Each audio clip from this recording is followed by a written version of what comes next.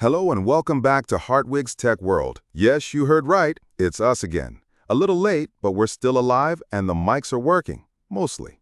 And we have to apologize for the short break. There were, let's call them, unexpected technical challenges at the broadcast center. Unexpected technical challenges is a very diplomatic way of saying I tried to connect the new smart toaster to the Wi-Fi and accidentally took down the entire home network. He admits it. The device just wouldn't cooperate. But everything is working again now. The toaster will remain offline for the time being. And we have 4 really exciting topics for you. So let's get started before the fridge demands a firmware update.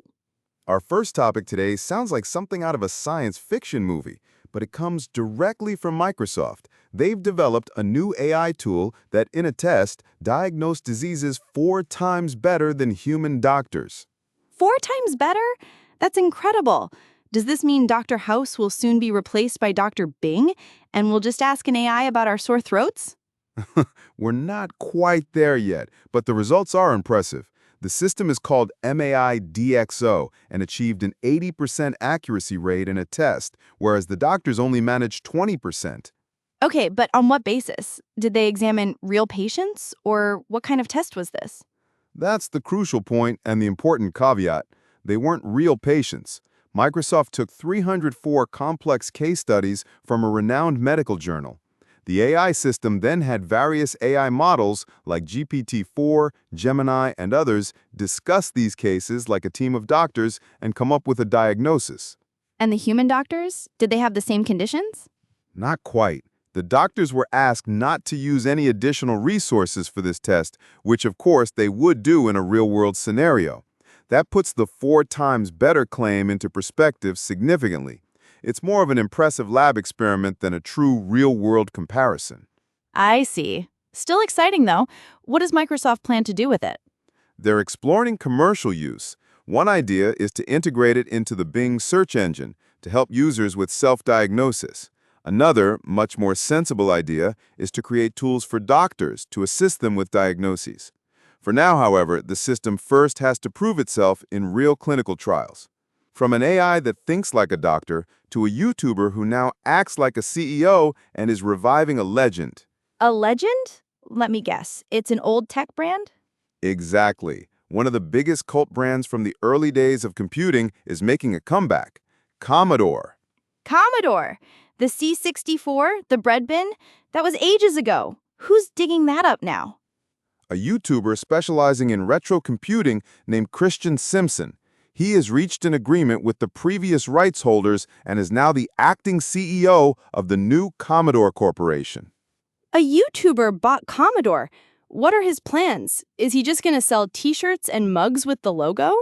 No, quite the opposite. His plan is much more ambitious. He wants to build a non-profit company to promote retro computing. His vision is to create products that feel like the late 1990s and early 2000s, a time when the internet and computers felt better to many than today's world, which is flooded with AI and advertising. That sounds very idealistic. Can he do it alone? No way, and that's what's so impressive. He's gathered a team of actual Commodore veterans. Among them is Bill Hurd, the lead developer of the Commodore 128, and even the father of the C64, Albert Charpentier, is said to be helping with a new project. Even the actor Thomas Middleditch from the show Silicon Valley is on board as an investor. Wow. That certainly gives the project some weight, but a project like that must need a huge amount of money. That's the current hurdle. He's currently looking for venture capitalists to protect the 47 or so trademarks associated with Commodore. In the long term, he wants to license the name for high-quality products, but he has already announced that he intends to present a first product of his own in about 2 weeks on which Commodore games can be played. From the revival of an old brand to the dwindling numbers of a current one, we need to talk about Microsoft again. Again? What is it now? While they're bragging about AI doctors, they seem to have lost something in their core business, about 400 million Windows devices since 2022.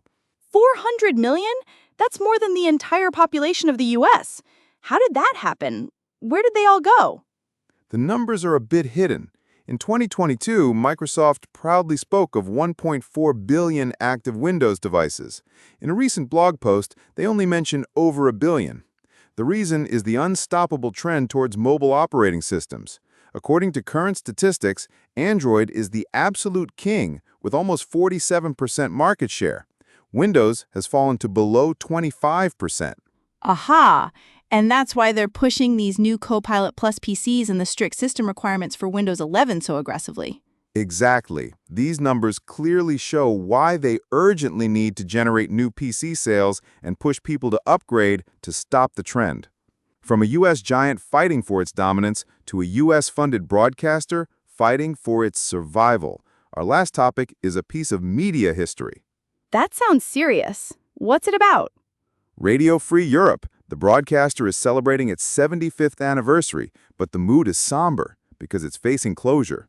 Radio Free Europe? That sounds like something out of the Cold War. Are they still broadcasting? They sure are. Started 75 years ago in Germany to broadcast alternative pro-Western news behind the Iron Curtain. They are now based in Prague and broadcast in 27 languages to countries like Russia, Iran, and Hungary. Their work is perhaps more important today than ever. So, why are they facing closure? Because the U.S. administration under Donald Trump is trying to turn off the money tap, even though the funds were approved by the U.S. Congress. The broadcaster is scraping by from month to month and has already had to lay off staff and cut programs. The fiscal year in the U.S. ends in September, and then it could be over for good. That's insane. The U.S. is voluntarily giving up such an important tool of soft power. Can't Europe step in? There are attempts. The EU, Sweden, and the Netherlands have already thrown in some money, but it's just a drop in the bucket compared to the annual budget of over 120 million euros. Many doubt that a majority can be found in the EU to cover the costs completely. One expert commented, "Why would Portugal want to broadcast to Kazakhstan?"